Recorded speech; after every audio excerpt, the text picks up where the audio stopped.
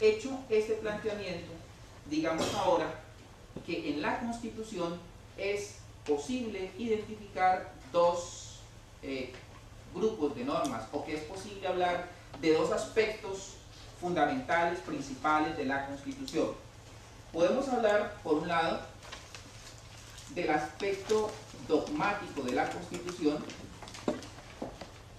o parte dogmática de la Constitución,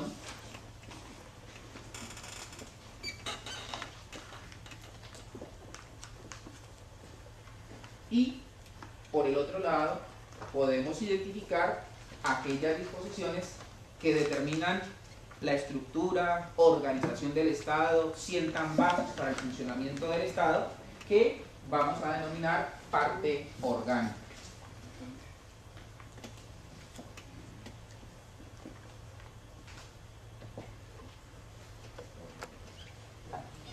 Esa es la división más extendida, más generalizada, por eso a ella recurro.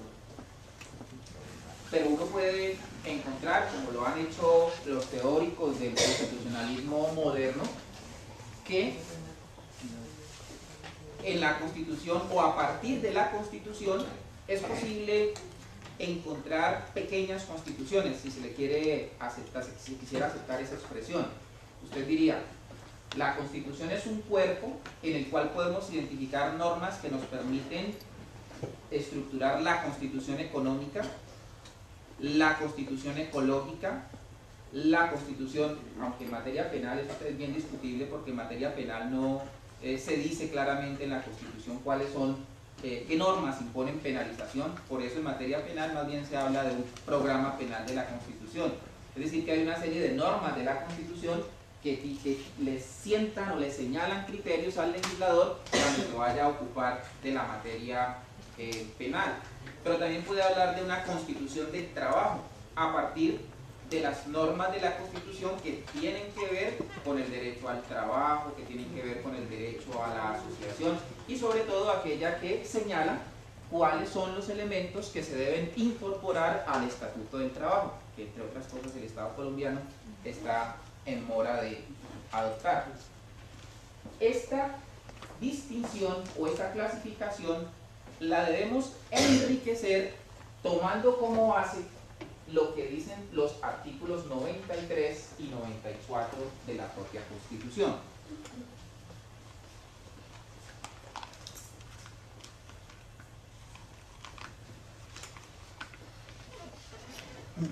El artículo 93 de la Constitución lo que nos está indicando es que además del texto mismo propio de la Constitución hay unas disposiciones que tienen carácter obligatorio, que son vinculantes para el Estado colombiano porque se encuentran en tratados internacionales que versan sobre derechos humanos y que han sido ratificados por Colombia.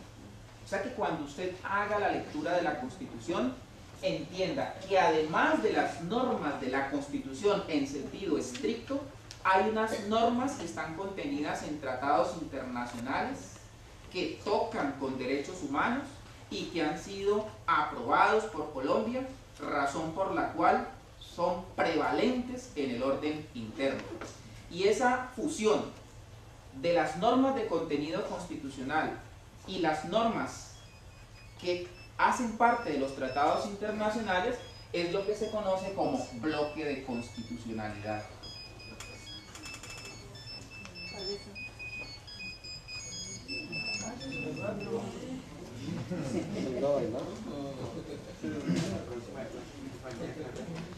Bueno, bloque de constitucionalidad. Entonces, si yo hiciera la pregunta, ¿y qué es el bloque de constitucionalidad? ¿Qué me dirían? Asegurar que se cumpla la Carta Magna frente a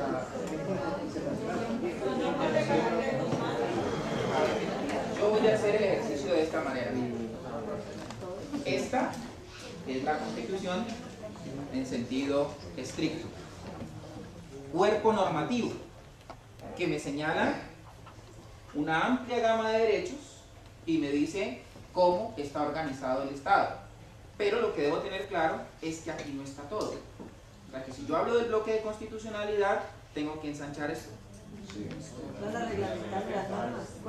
Porque ¿qué es lo que no está aquí? Es lo que está contenido en los tratados internacionales sobre derechos humanos ratificados por Colombia, que tienen el carácter de prevalentes en el orden interno. Entonces, para mayor claridad, leamos el artículo 93. ¿Alguien tiene la Constitución ahí a la mano?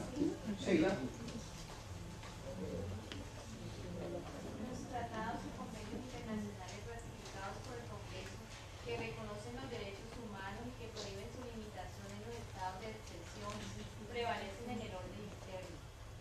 Los derechos y deberes consagrados en esta carta se interpretarán de conformidad con los tratados internacionales sobre derechos humanos ratificados por Colombia. Fíjense que la segunda parte, gracias. La segunda parte nos está indicando que no se trata, como en alguna época se pretendió, de que los tratados internacionales estaban por encima de la ley, pero por debajo de la Constitución.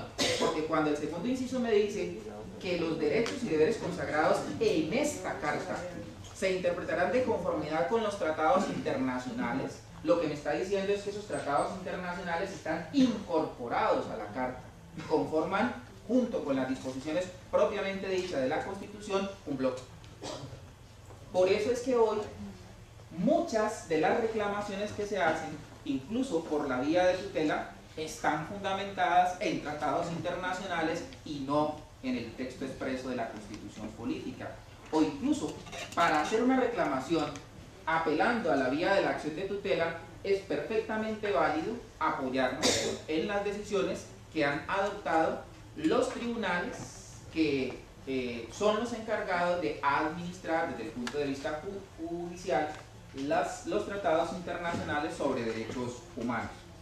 Debo agregar a lo anterior lo siguiente. Si bien es cierto la Constitución no lo dice de manera específica, ya la Corte Constitucional lo ha ratificado. Y es, aparentemente el artículo 93 tiene una limitación, y es que el artículo 93 dice que se entienden incorporados y tienen carácter prevalente los tratados internacionales que versan sobre derechos humanos y que han sido ratificados por Colombia. No dice nada sobre las normas que dan vida y estructuran el derecho internacional humanitario, pero la Corte Constitucional ya en varias determinaciones ha dicho que los tratados que dan vida al derecho internacional humanitario no requieren ratificación para tener aplicación en el orden interno. O sea que aquí, además de las normas sobre derechos humanos, debemos incorporar aquellas normas que regulan el derecho internacional humanitario. Y me parece importante que ustedes tengan claro y tengan muy en cuenta que una cosa son las disposiciones que integran el denominado derecho internacional de los derechos humanos,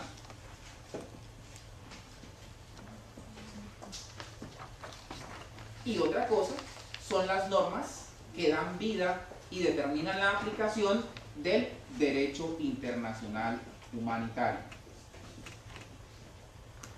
Hay una distinción que se ha extendido en nuestro medio, que muchos no aceptan, pero que ya casi que diríamos es una interpretación mayoritaria, y es la distinción entre derechos humanos y derechos fundamentales.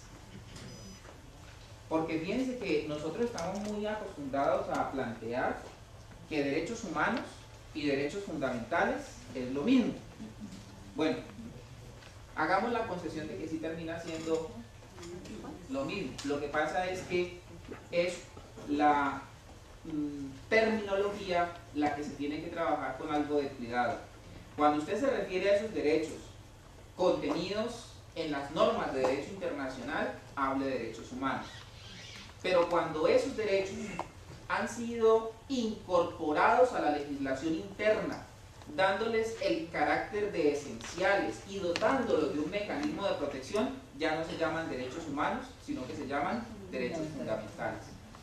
O sea que en definitiva puede ser lo mismo, su esencia, su definición es la misma, pero si usted lo mira desde el punto de vista interno, llámelo derecho fundamental.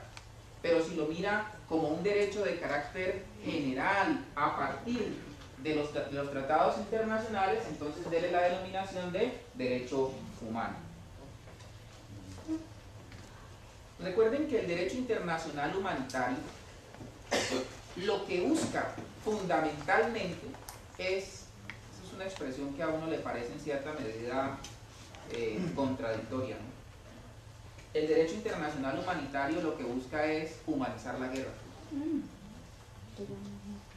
hacer de las características de la guerra algo más humano, algo más manejable. Entonces, esas normas que lo integran, que son los convenios de Ginebra y los protocolos adicionales a los convenios de Ginebra, lo que sientan son bases de comportamiento dentro de conflicto armado externo o conflicto armado interno. Por eso, por ejemplo, una de las situaciones que se discute es si en Colombia, dada la situación que vivimos desde hace tanto tiempo, son aplicables las normas del derecho internacional humanitario. Y la discusión radica esencialmente en lo siguiente. Dentro de los protocolos adicionales hay un artículo que es el artículo 3 común, que dice que las normas del derecho internacional humanitario, que inicialmente fueron concebidas para aplicarlas en situación de guerra exterior, son igualmente aplicables a situaciones de conflicto armado interno. Pero ese artículo 3 común también nos dice cuándo se entiende que hay un conflicto armado interno, pero no dice a quién le corresponde hacer la manifestación clara, la manifestación concreta de que estamos en una situación de conflicto armado. Por eso aquí en Colombia la discusión se da y la razón para no aplicar a plenitud las normas del derecho internacional humanitario es que no estamos en situación de conflicto armado. Y si usted lee el artículo 3 común, llega a la conclusión de que sí estamos en conflicto armado. Pero no hay una autoridad que sea la llamada a señalar que estamos en situación de conflicto armado y que haga aplicable y exigible para las partes en contienda el derecho internacional humanitario. Quizá podríamos decir, el Estado frente a los organismos internacionales tiene una serie de obligaciones, pero su contraparte en el conflicto, que no tiene carácter de Estado y que también se supone estaría sometida a las reglas del derecho internacional humanitario, no está sometida a las mismas reglas ni puede ser objeto de las mismas sanciones. Bueno, esto a manera simplemente de introducción. Empecemos ahora, y ahí sí necesito que tengan a la mano textual determinados conflictos. Bueno, yo creo que si hablamos entonces de constitución en el aspecto de la parte dogmática de la Constitución y de la parte orgánica de la Constitución, pues podemos hacer una distinción partiendo justamente de este esquema. Miren.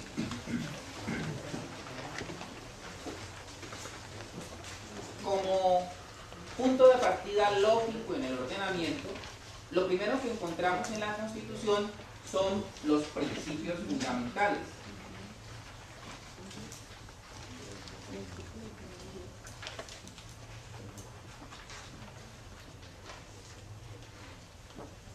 Y vale la pena señalar que la Corte Constitucional colombiana, al ocuparse del preámbulo de la Constitución, como consecuencia de un reclamo de constitucionalidad que se le formuló, advirtió que el preámbulo de la Constitución no es un simple enunciado ni una aspiración vana del constituyente.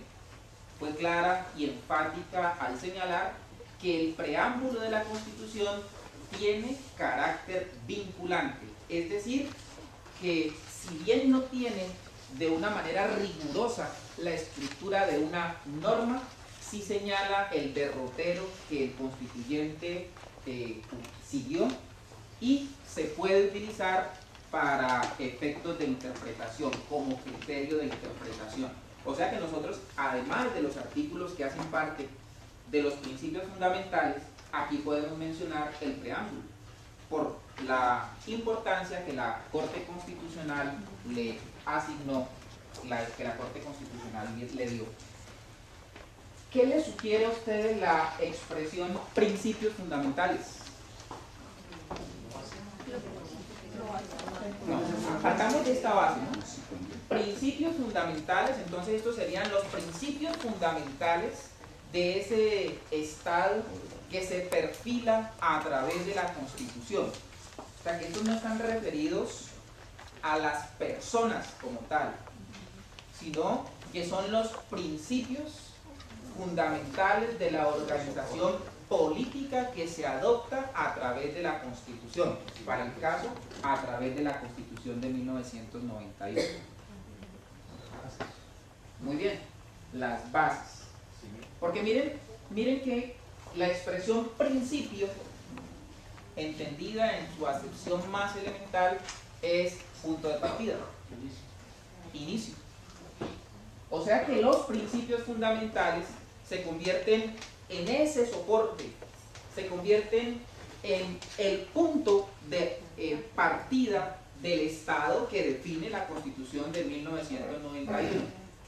Nos entregan lo que podríamos determinar o definir como la columna vertebral del Estado que se adopta a través de la Constitución de 1991. Vamos a ver si eso es verdad o no, tratemos de hacer la reflexión. Se trata simplemente de 10 artículos. Y lo podemos revisar desde diferentes ángulos, siguiendo diferente metodología, porque como todos son principios fundamentales, todos tienen la misma importancia, todos tienen la misma jerarquía, o sea que yo puedo hacer la lectura desde cualquier punto. No necesariamente debo seguir el orden riguroso que tiene la Constitución. Entonces, por ejemplo, miren, voy a empezar por uno de los que a mí más me gusta. El del artículo 3. El artículo 3 habla de la soberanía popular. Soberanía popular. Y la fórmula del artículo 3 es: la soberanía reside exclusivamente en el pueblo, del cual emana el poder público. El pueblo la ejerce en forma directa o por medio de sus representantes en los términos que la Constitución establece. Allí se incorporaron estos elementos: soberanía, poder público,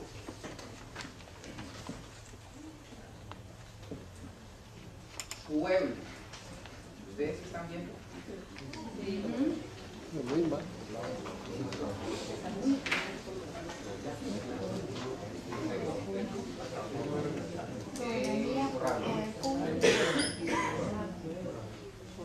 Bueno, vuelvo a leer el artículo 3, gracias. La soberanía reside exclusivamente en el pueblo, del cual emana el poder público.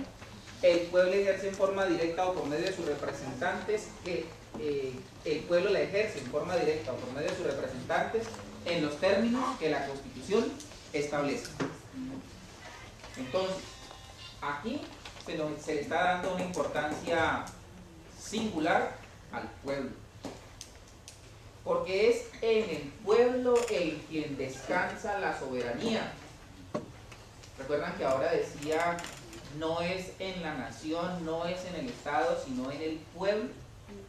Por eso tiene justificación que en la Constitución se le haya dado al pueblo la oportunidad de manifestarse a través de mecanismos de participación directa.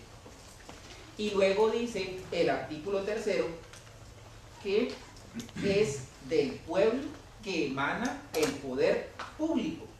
O sea que el pueblo lo que hace es delegar en quienes lo representan el ejercicio del poder público.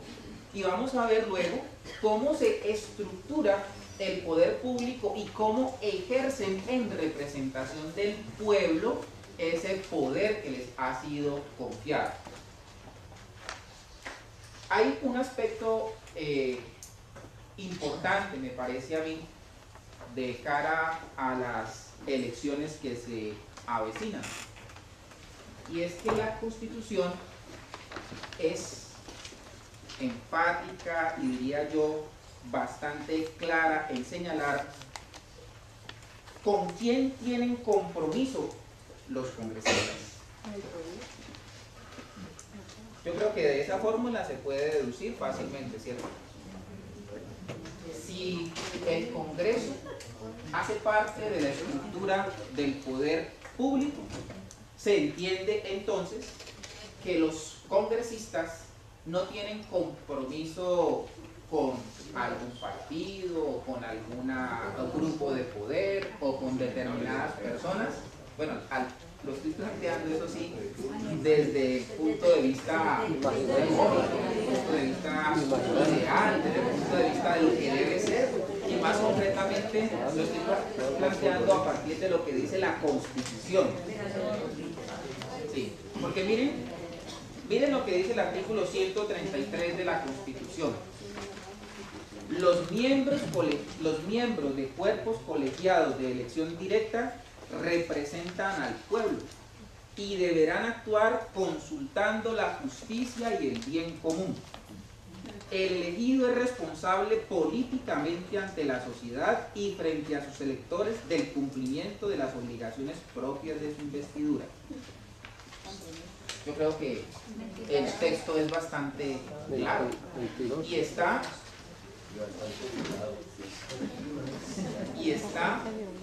en absoluta coherencia con el enunciado de uno de los principios fundamentales, el artículo 3. Otra cosa es que sea totalmente incoherente con lo que se hace. Claro, otra cosa es que en la práctica,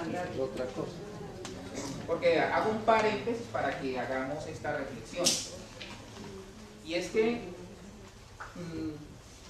nosotros pasamos, o en nuestro medio se dio una transición en el año de 1991, porque veníamos de una constitución que reconocía una amplia gama de derechos, de libertades, de garantías, pero que no entregaba mayores posibilidades de pelear por la efectividad de esos derechos y libertades y garantías.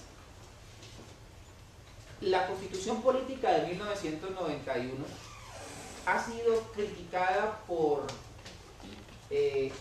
representantes de diversas corrientes del pensamiento jurídico, entendiendo que la Constitución colombiana no sigue un modelo político determinado e incluso contiene normas que pueden resultar contradictorias.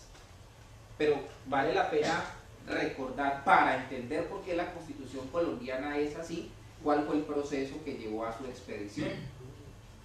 No fue el resultado de un grupo de académicos en materia de derecho constitucional, sino que fue el resultado de la discusión de representantes de diversas tendencias que procuraron que sus diversas concepciones quedaran plasmadas en el texto constitucional, y casi que uno podría admitir que la de 1991 es una constitución de consenso. Por eso tiene de todo un poco, pero además debemos entender que el simple hecho de la expedición de la Constitución no iba a representar, no iba a significar el cambio de actitud y de comportamiento de los colombianos, aquellos que se hicieron la ilusión y que siguen haciéndose la ilusión de que el texto normativo de la Constitución es suficiente para que la realidad colombiana cambie. Pues seguirán con eso, con una ilusión, porque vamos a cumplir 15 años de estar bajo la vigencia de la Constitución de 1991, y hay aspectos en los que ha habido avances significativos, pero hay otros en los que, a pesar de los enunciados constitucionales, la situación ha empeorado. Entonces la Constitución por sí sola no va a garantizar ningún tipo de cambio, aunque vale la pena reconocer que la Constitución de 1991 introdujo una serie de herramientas, una serie de elementos que antes no existían y que aproximaron al pueblo a la Constitución. Esa es una de las virtudes de la Constitución de 1991 que a muchos les molestan y que por esa razón tiene el respaldo popular. Mecanismos tales como la acción de tutela, como la acción de cumplimiento, como la acción popular, si bien están incrustados dentro del orden constitucional, le han permitido a las personas que se sienten afectadas requerir de los organismos estatales una respuesta a sus necesidades, sino una respuesta satisfactoria, por lo menos un reclamo a esas, o por lo menos ser atendidos por esas autoridades. Bueno, los aspectos importantes entonces que vale la pena destacar aquí son tres, ¿no? La soberanía reside o descansa en el pueblo. El pueblo o del pueblo se deriva el poder público. Y el ejercicio del poder público se hará en los términos o condiciones que la ley señale, que la ley determine. Veamos enseguida otro de los principios que en muchas oportunidades es olvidado. Es el del artículo 4 de la Constitución,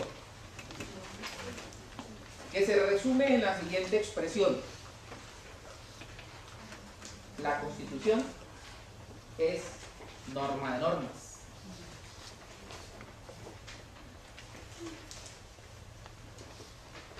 Es decir, que la Constitución es la que debe prevalecer frente a cualquier otro tipo de ordenamiento, debe convertirse en la guía de interpretación de la ley interna, y cualquier contradicción entre la Constitución y otra norma debe resolverse en favor de la Constitución. El artículo 4 dice: la Constitución es norma de normas. En todo caso de incompatibilidad entre la Constitución y la ley u otra norma jurídica, se aplicarán las disposiciones constitucionales. Es deber de los nacionales y de los extranjeros en Colombia acatar la Constitución y las leyes y respetar y obedecer a las autoridades. Yo creo que la expresión que debe ser fijada, que debe quedar absolutamente clara, es que dentro de esa estructura normativa, dentro del orden jurídico interno, lo que está por encima de todo es la Constitución, y que una norma no puede violar, una norma de menor jerarquía no puede violentar el texto constitucional. El llamado a modificar la Constitución es el Congreso, a través de los mecanismos que la propia Constitución ha establecido.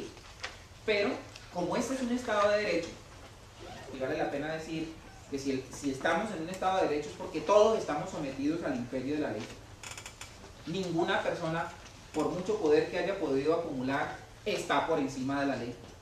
Eso aquí como que lo olvidan con mucha frecuencia. Ninguna persona está por encima de la ley. Todos estamos sometidos al imperio de la ley.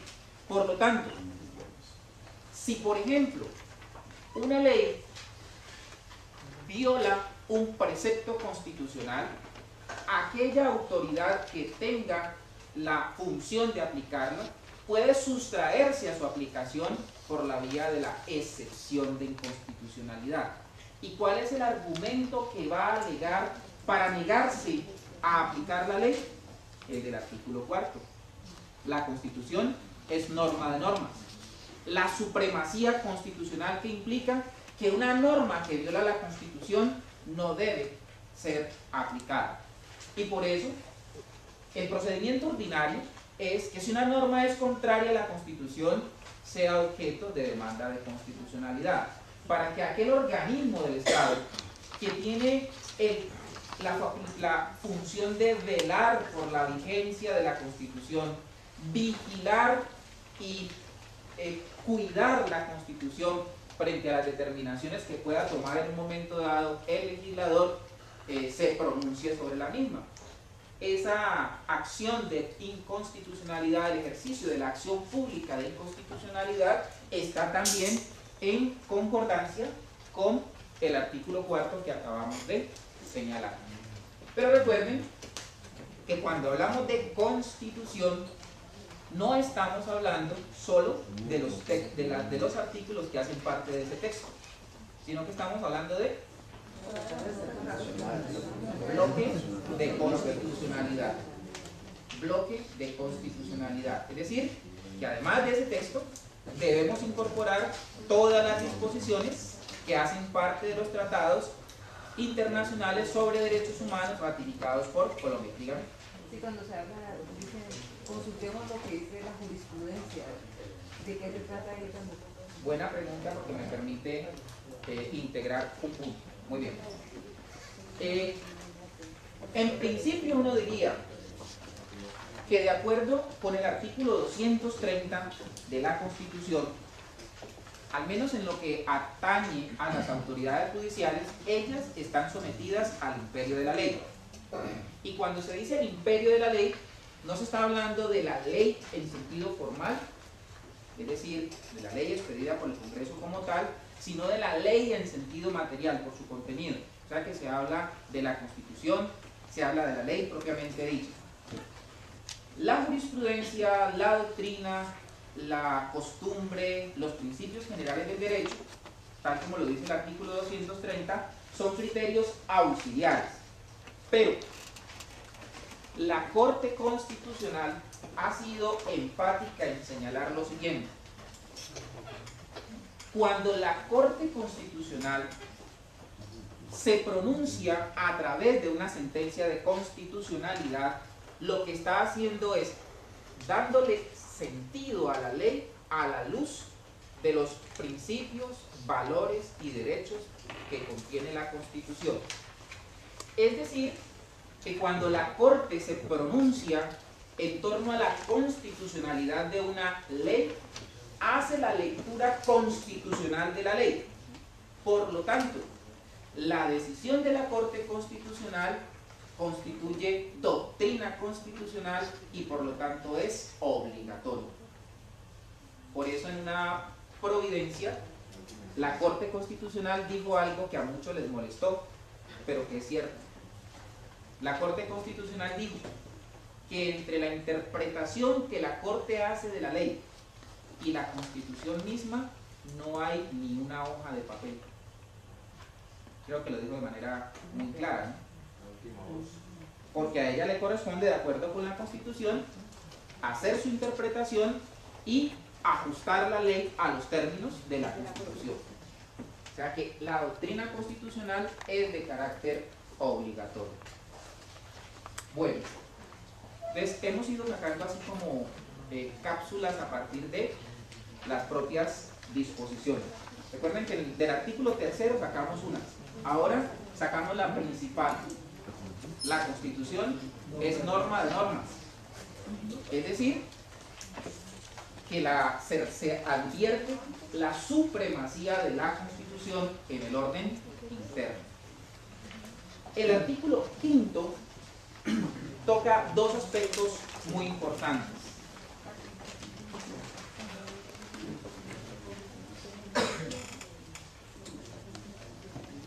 Un ejemplo.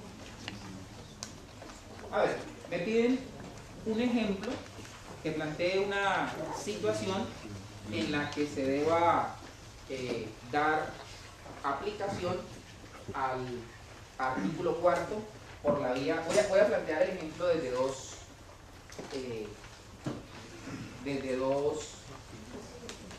perspectivas. Una, en ejercicio de la acción de inconstitucionalidad, y otra, en aplicación de la excepción de inconstitucionalidad. Voy a empezar por la segunda y con un tema de esos que es bastante polémico. El artículo 70 de la Ley de Justicia y Paz contempló una rebaja de pena para aquellas personas, una rebaja de pena del 10%, dice la ley, para a partir de su entrada en vigencia. La Ley de Justicia y Paz se suponía que estaba limitada a regular aquellos procesos en los cuales personas que estaban involucradas o incorporadas a movimientos armados entran en fase de desmovilización. Al entrar en vigencia la ley, no faltó quien le pidiera a los órganos judiciales que le dieran aplicación a esa rebaja de pena, porque la ley no decía de una manera clara a quienes estaba dirigida. Entonces, en una primera decisión, la Sala Penal de la Corte Suprema de Justicia tomó la decisión de aplicarle la Ley de Justicia y Paz y la rebaja a una persona que no tenía nada que ver con procesos de desmovilización. Y lo aplicó porque la persona que hizo la solicitud alegó lo siguiente: la ley que consagra la rebaja debe ser aplicada a todos por aplicación del principio de igualdad. Por aplicación del principio de igualdad. En una decisión posterior, la Corte, la segunda decisión ya fue con un personaje más polémico, y que es indudable que concederle a la rebaja y como consecuencia de la rebaja la libertad habría causado algo de confusión. Como es un caso público lo puedo mencionar. La persona que pretendió la rebaja del 10% de la pena con posterioridad a la primera decisión de la Corte fue precisamente el expresidente de la Cámara de Representantes, el ex representante Omarico. La decisión de la Corte allí fue otra, y la Corte dijo que el artículo que consagraba esa rebaja, siguiendo unos precedentes como precedente de decisiones adoptadas por la propia Corte Constitucional, no era aplicable. Y digo que no era aplicable porque esa norma era inconstitucional. Pero la norma está vigente. La norma está vigente. Lo que pasa es que la Corte se abstuvo de aplicarla. Y se abstuvo de aplicarla por la vía de la excepción de inconstitucionalidad. Porque digo que esa norma no puede ser aplicada porque es contraria a la Constitución. Este es un ejemplo de aplicación de la excepción de inconstitucionalidad con fundamento en el artículo 4 de la Constitución. Es decir, que por encima de la Constitución no hay nada. Por encima de la Constitución no hay nada. Ahora, hagamos la reflexión por la vía de la acción de inconstitucionalidad. Entonces, ¿qué es lo que sucede en ese caso? Que un ciudadano le pide a la Corte Constitucional, que tiene por mandato constitucional esa función, la de velar por la vigencia de la Constitución, que declare que una norma o que el contenido parcial de una norma es contrario a la Carta. Entonces ustedes de pronto percibirán mi sesgo porque yo coloco ejemplos en materia penal, pero este es el área donde yo más me muevo. Con la ley de reelección. Con la ley de la reelección. Bueno, esa igual puede ser. Y allí voy a tomar su ejemplo.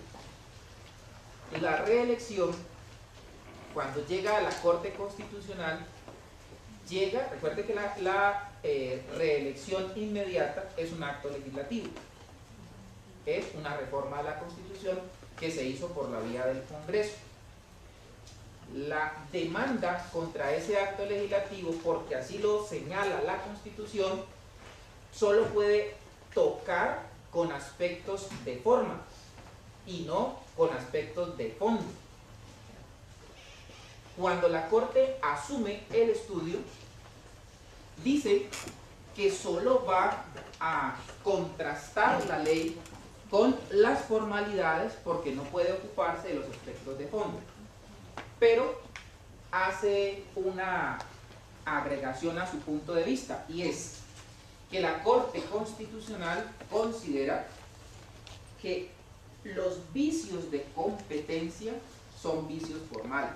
O sea que la Corte está diciendo palabras más, palabras menos, porque así lo empezó a decir desde el momento en que se pronunció respecto de la ley que convocaba al referéndum, que ella se puede ocupar de vicios de competencia en cuanto el Congreso no puede modificar todas las normas de la Constitución, porque si el Congreso modifica aquello que es la columna vertebral de la Constitución, está creando una nueva Constitución. No está modificando la Constitución, sino que está modificando aquello que es esencial, aquello que es fundamental dentro de la Constitución, y es un vicio de competencia porque él, dice la Corte Constitucional, no lo puede hacer. Bien, en el caso del referendo, perdón, de la reelección, lo que hizo la Corte Constitucional fue pronunciarse sobre aspectos formales y concluyó que cuando se modificaba la Constitución para incorporar la reelección inmediata no se estaba variando la esencia de la Constitución, y por eso declaró que ese acto legislativo estaba ajustado a la Carta.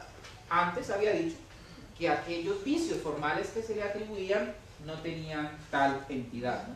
Que hubo debate, que no se desconocieron los derechos de la minoría, es decir, que con tres salvamentos de voto, salvamentos que no tienen el mismo contenido, la Corte aprobó la reelección presidencial. Y ahora que se pronunció respecto de la ley de garantías, la Corte lo que hizo fue avalar la ley de garantías, pero con condicionamientos. O sea que dijo que la ley de garantías está conforme con la Constitución, y en aquellos aspectos en los que encontró que solo había una interpretación válida, condicionó su constitucionalidad a esa interpretación. O sea que lo que hace es cruzar la Constitución con la ley a fin de establecer si corresponden de manera adecuada. Bueno, entonces el artículo 4 nos da esa idea. La Constitución es norma de normas. Ahora, el artículo 5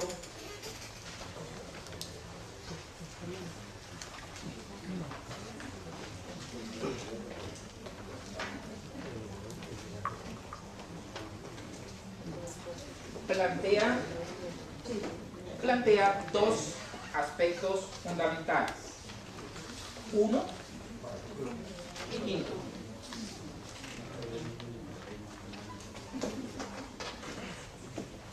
Dice el artículo 5 que el Estado reconoce sin discriminación alguna la primacía de los derechos inalienables de la persona. Reconoce sin discriminación alguna los derechos inalienables de la persona, es decir, aquellos derechos que son de la esencia misma de la persona, de la condición de persona, y casi que diríamos, aquellos derechos de los cuales no puede ser despojada la persona sin perder su condición de tal. Hay derechos, insisto, de los cuales la persona no puede ser despojada, porque si pierde o si la despojan de esos derechos, entonces ya no puede ser tratada, considerada como una persona en sentido real. Por ejemplo, bueno, aquellos que son inalienables de la persona humana, entonces son los tradicionalmente conocidos como derechos personalísimos. Entonces, ese conjunto de derechos que le dan a la persona la esencia de lo que es el derecho a la personalidad, el derecho a la vida, el derecho a la libertad, libertad, el derecho a la intimidad, a la libertad de conciencia, todos esos que perfilan a la persona como tal son inalienables.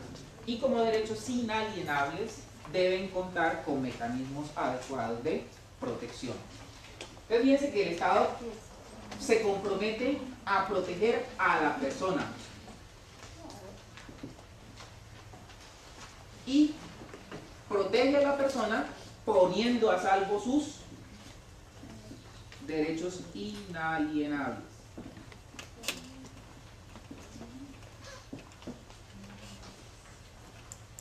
Pero igual el Estado dice, la familia también debe ser objeto de protección y da la razón para que la familia sea considerada un objeto de protección prioritario. Y es que el Estado considera a la familia como célula básica de la sociedad. Por eso dice, y ampara a la familia como institución básica de la sociedad.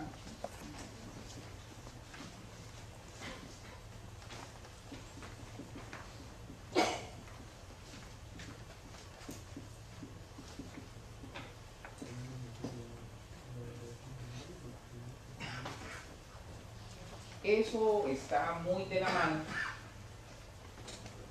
con el enunciado del tipo de Estado que queremos. Porque, y ahí me devuelvo un poco, cuando nosotros leemos el artículo primero, fíjense que él ya nos entrega un primer elemento que luego nos permite afirmar con el artículo quinto que la persona es titular de derechos inalienables y que la familia debe ser objeto de especial protección por parte del Estado. Porque el artículo primero, dice: Colombia es un Estado social de derecho, organizado en forma de república unitaria, descentralizada, con autonomía de sus entidades territoriales, democrática, participativa y pluralista, fundada en el respeto de la dignidad humana, en el trabajo y la solidaridad de las personas que la integran y en la prevalencia del interés general. Cuando uno lee el artículo primero, entiende que fue decisión del constituyente de 1991 que la persona estuviera en el centro de todo y que la organización girara en torno a la persona. Voy a utilizar una expresión que podría resultar muy técnica si se pudiera utilizar esa expresión, pero que es lo que el constituyente de 1991 quiso, y luego hacemos la interpretación. La Constitución colombiana de 1991 es antropocéntrica. Antropocéntrica.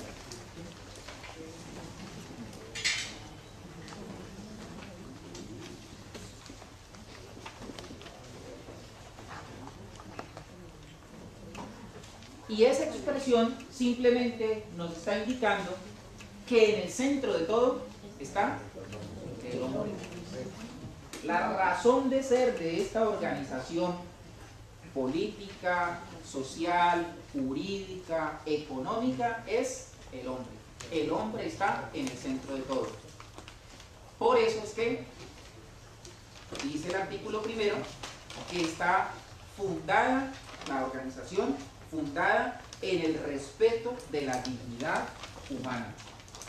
Y por eso se afirma que el respeto o el principio de dignidad humana es un principio fundante. En cuanto al principio de dignidad humana, es el principio que sirve de base a los demás. Bueno, entonces aquí hay dos cosas.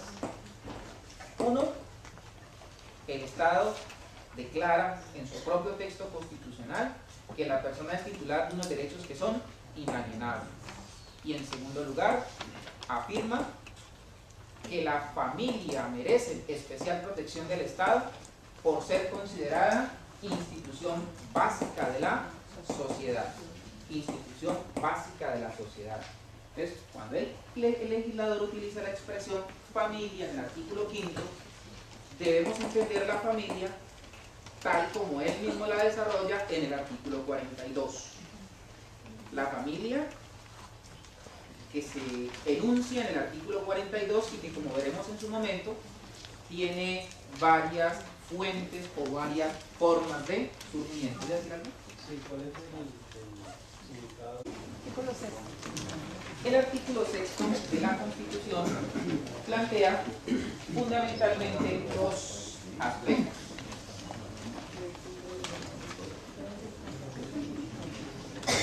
La responsabilidad de los particulares y la responsabilidad de los servidores públicos.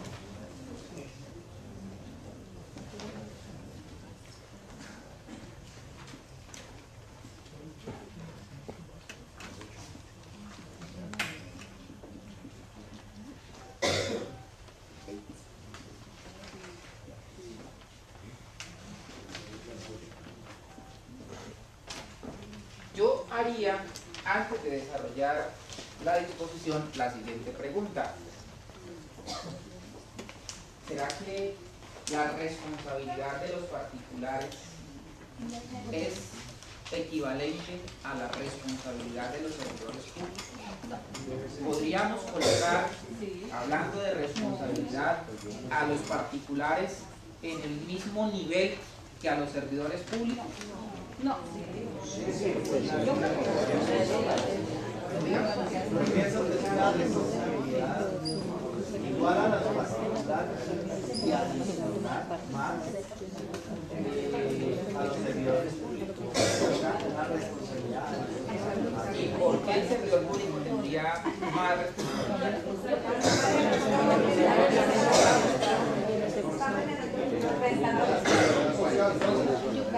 Vamos a partir de una idea básica, de una idea general, y es: todos, sin excepción, estamos sometidos al imperio de la ley. Es decir, que todos, sin excepción, nos obligamos a cumplir y a acatar la Constitución y la ley. Por lo tanto, tanto los particulares como los servidores públicos responden por la infracción al orden jurídico, por la violación de las disposiciones legales, por el desconocimiento de las disposiciones legales. Ambos. Y así lo dice de manera clara el artículo 6. Fíjense que dice: los particulares solo son responsables ante las autoridades por infringir la Constitución y las leyes. Los servidores públicos lo son por la misma causa. Me detengo allí deliberadamente. ¿Sí? Porque me está diciendo que están frente al ordenamiento jurídico en un plano de igualdad. Responden por infracción a la Constitución y a la ley. Pero con relación a los servidores públicos, luego agrega lo siguiente: y por omisión o extralimitación en el ejercicio de sus funciones. Entonces, ambos responden por infracción a la Constitución y o a la ley.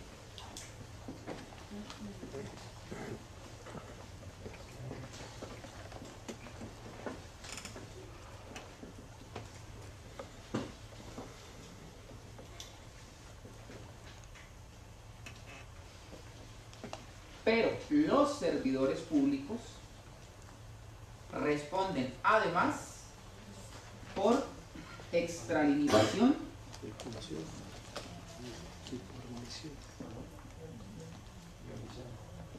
u omisión en el ejercicio de sus funciones.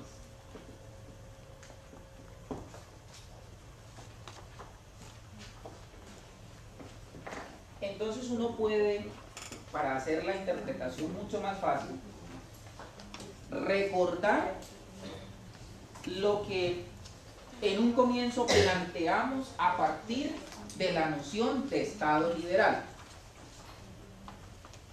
El hombre, el ciudadano, tiene derecho a que se respeten sus libertades, pero esas libertades tienen un límite, y ese límite se desprende del hecho mismo de vivir en sociedad, porque él no puede hacer todo lo que quiera, porque hay una serie pautas, una serie de reglas que lo obligan a asumir un comportamiento que signifique respeto para los demás.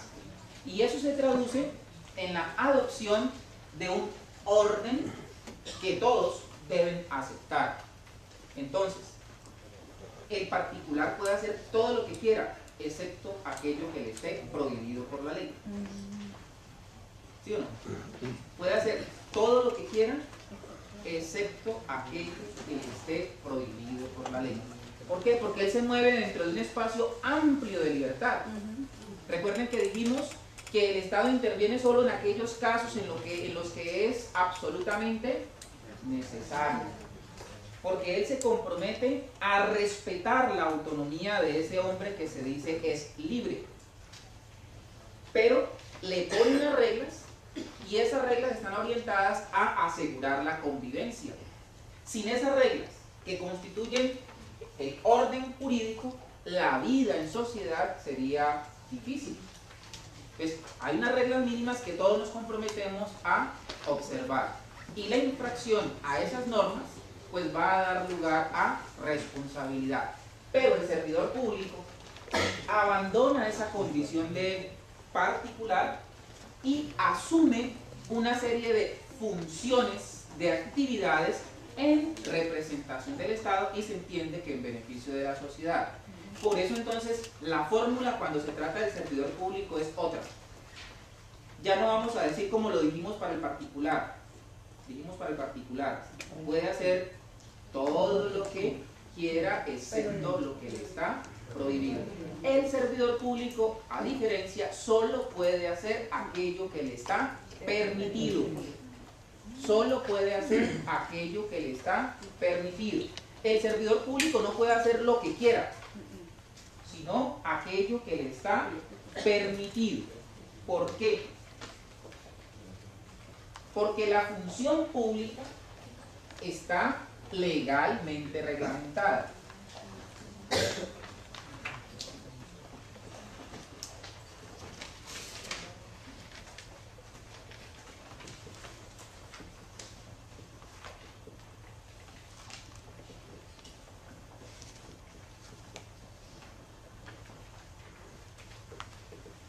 Y aunque me adelante un poco, lo remito, partiendo de este enunciado, a los artículos 121, 122 y 123 de la Constitución.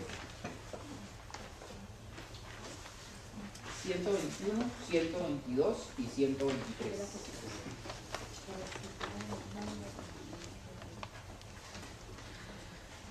El 121 dice, por un lado, ninguna autoridad del Estado podrá ejercer funciones distintas de las que le atribuyen la Constitución y la ley. Ya no está poniendo límites, ¿no? Ninguna autoridad podrá ejercer funciones distintas a las que le atribuye la Constitución y la ley. Solo puede hacer lo que la Constitución y la ley le indican. El artículo 122, en los aspectos que interesan para esta reflexión. No habrá empleo público que no tenga funciones detalladas en ley o reglamento. No habrá empleo público que no tenga funciones detalladas en ley o reglamento. Y siguiendo en ese mismo orden de ideas, esto que aparentemente constituye una formalidad, tiene un valor, uno podría decir simbólico, pero indica a qué se somete el servidor público. Fíjense que el segundo inciso del artículo 122 dice que ningún servidor público entrará a ejercer su cargo sin prestar juramento de cumplir y defender la Constitución y desempeñar los deberes que le incumben. ¿A qué se compromete? A cumplir la Constitución, a cumplir la ley y a desarrollar las funciones propias del cargo para el cual se posesiona. Por eso yo digo que tiene un valor simbólico, porque eso en la práctica no se cumple. No se cumple en cuanto a la formalidad, ¿no? En cuanto a la formalidad. Pero el servidor público se compromete a eso, a hacer lo que le señala la Constitución, la ley y el reglamento. Y como se utiliza la expresión servidor público, el constituyente en el artículo 123 da desde el punto de vista de la Constitución la noción de servidor público. ¿Quiénes son considerados servidores públicos desde la perspectiva constitucional? Y lo dice de una manera amplia. Son servidores públicos los miembros de las corporaciones públicas, ahí se entiende que son corporaciones públicas de elección popular, los empleados y trabajadores del Estado y de sus entidades descentralizadas territorialmente y por servicios. Los servidores públicos están al servicio del Estado y de la comunidad. Ejercerán sus funciones en la forma prevista por la Constitución, la ley y el reglamento. Vuelve y lo repite. Ejercerá sus funciones de acuerdo con las previsiones de la Constitución, la ley y el reglamento. Entonces el servidor público tiene un límite en el desarrollo de su actividad. Él solo puede hacer aquello que le es autorizado, le es permitido por la Constitución, por la ley o por el reglamento. Y si se desborda, es decir, si se extralimita o si deja de hacer lo que le corresponde, asume responsabilidad. Por eso, el artículo siguiente, que es el artículo 124, dice que la ley determinará la responsabilidad del servidor público. Claro, partiendo de que el servidor público se ha extralimitado o ha omitido el ejercicio de sus funciones. Entonces, esa responsabilidad a que hace referencia el artículo 124 puede tener diversas connotaciones. Ese servidor público, y así lo determina la ley, puede responder disciplinariamente, puede responder penalmente,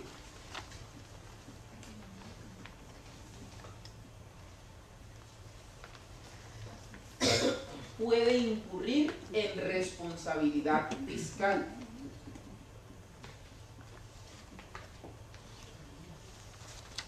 y como lo señala el artículo 90 de la Constitución, puede también tener responsabilidad patrimonial.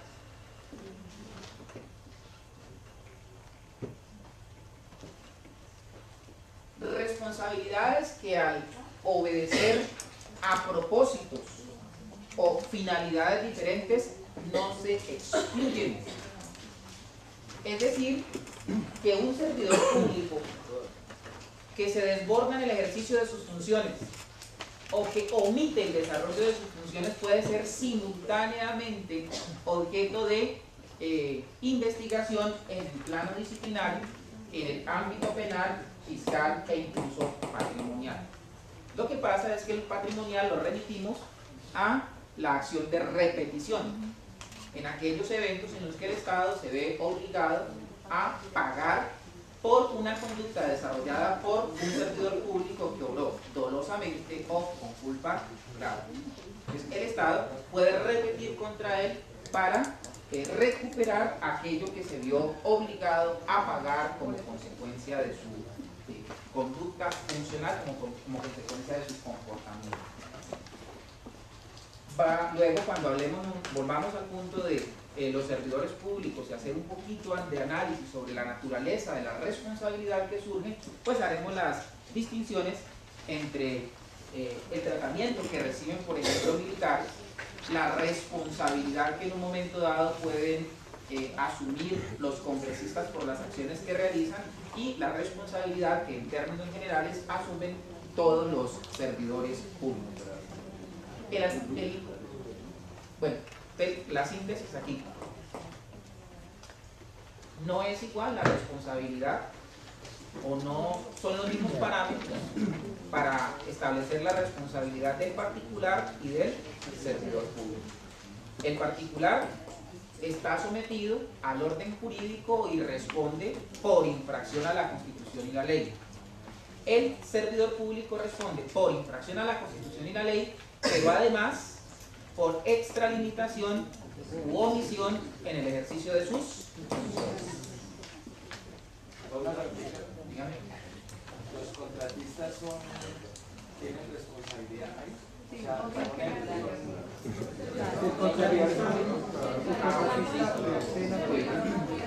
A ver, Así no esté vinculado. bueno, voy a darle la respuesta teniendo en cuenta el contenido. Aquí yo lo remito a tres tipos de la ley 80 del 93. Por un lado, el artículo 53 y por el otro, el artículo 56. Ley 80 del 93, artículos 53 y 56. El 56 dice que para los efectos del contrato, el servidor público, el contratista, se considera un particular que ejerce de manera transitoria una función pública. Es decir, que lo considera servidor público para los efectos del contrato. Para los efectos del contrato. Él lo considera servidor público para esos efectos. Por allá el 53 se refiere al asesor externo, al interventor, que también para los efectos del contrato es considerado servidor público. Entonces, la ley 80 del 93, al regular ese tema concreto de la contratación estatal, hace las previsiones correspondientes. Bueno. Perdón, entonces lo único es que él no respondería disciplinariamente. Sí. ¿Qué Es que si la norma le da el carácter de particular que ejerce funciones públicas y le da el carácter de servidor público, quedaría igualmente sobre sujeto para efectos de la actividad que se está desarrollando, que implica el desarrollo de una función pública, a los parámetros normales a los que se somete a los servidores públicos. La verdad es que esa es una discusión bastante compleja, ¿no? Porque los alcances de la ley 80 del 93 en ese punto en particular no los ha definido de una manera muy clara ni la Corte Constitucional ni el Consejo de Estado en la oportunidad en que se ha pronunciado. Bueno, para que terminemos esta primera parte, hagamos referencias a que este Estado es un Estado pluralista. Así se anuncia, como un Estado pluralista. Allí voy a integrar 7 y 8. No, el 7. Pluralista.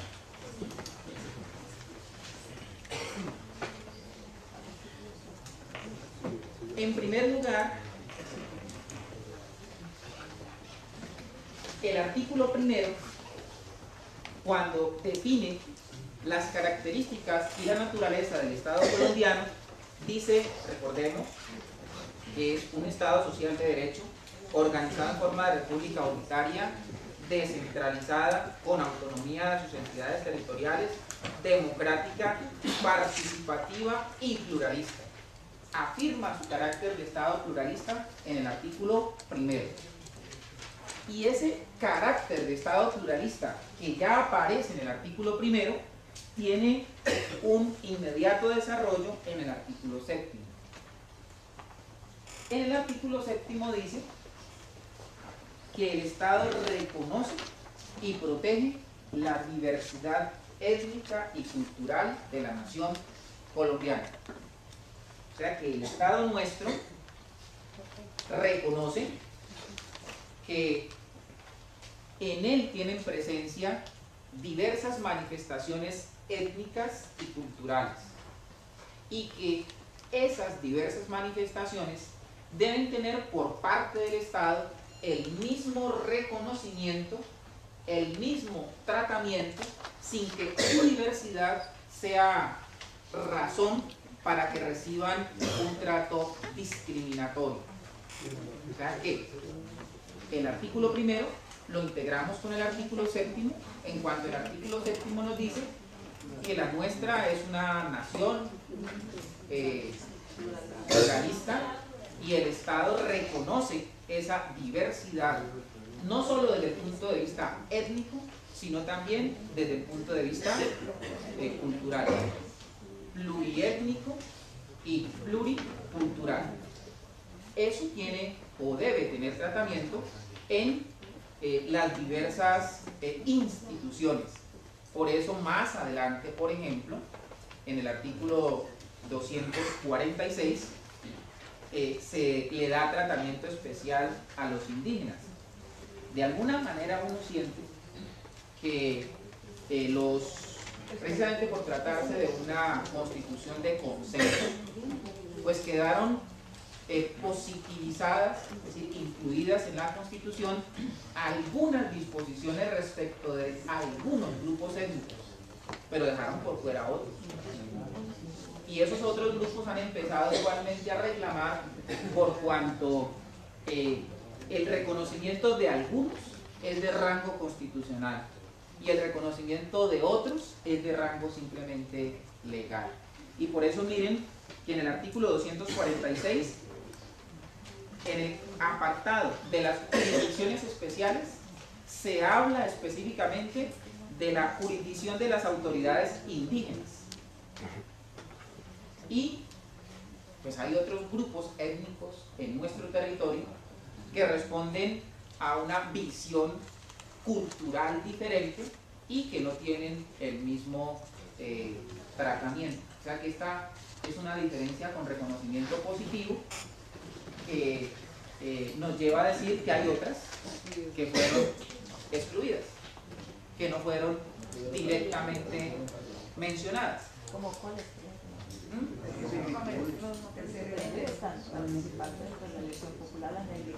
Sí, pero no es a partir de una norma de rango constitucional, sino de una norma de rango legal. O sea, lo que le da esa entrada es la ley 60, que es, bueno, desarrollo de la Constitución, pero no tiene la misma, el mismo rango, la misma fuerza normativa. Bueno. Perdón, aquí cabía también del artículo 13 de la Constitución, de igual manera plantea algunas posiciones de este. Claro, porque el 13 dice que esas circunstancias, sexo, raza, condiciones económicas, posición política, filosófica, no pueden ser razón para recibir un tratamiento diferente. El artículo 8º, y ya terminamos, el artículo 8º indica que el Estado,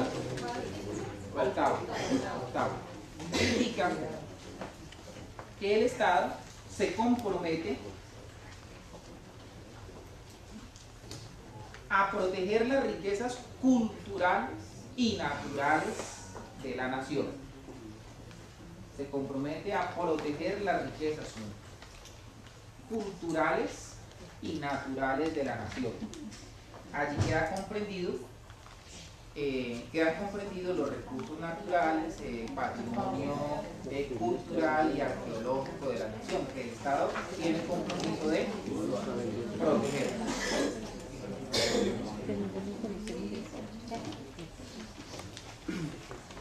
En el artículo 9 se sienta una máxima respecto de las relaciones internacionales que deben estar orientadas a reconocer la condición de Estado soberano de Colombia, a reconocer la autodeterminación de los demás pueblos y a reconocer los principios del derecho internacional.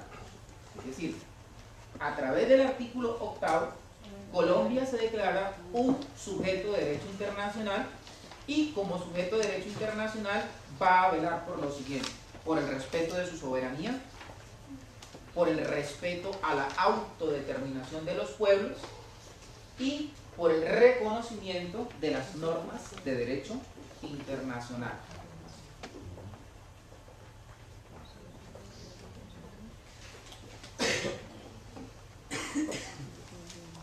Y termina afirmando que Colombia, a través de su política exterior, va a propender por la integración latinoamericana y del Caribe. Va a buscar la integración latinoamericana y del Caribe. Y la última de las disposiciones que hacen parte de este primer título tiene que ver con la adopción del idioma oficial. El 10. Pero la norma es coherente. Fíjense que dice: el castellano es el idioma oficial de Colombia. Si simplemente dijera esto, estaría en contravía del artículo 7. Pero luego dice: las lenguas y dialectos de los grupos étnicos son también oficiales en sus territorios. Ahí está siendo coherente. La enseñanza que se imparta en las comunidades con tradiciones lingüísticas propias será bilingüe. O sea que, pues como la porción mayoritaria de la población habla castellano, ese es el idioma oficial. Pero para no desconocer la existencia de grupos étnicos, entonces se reconoce la validez de sus lenguas y dialectos en sus territorios. Y allí terminamos ese primer título, que en mi opinión es el más importante, porque los demás son desarrollo de ese primer título.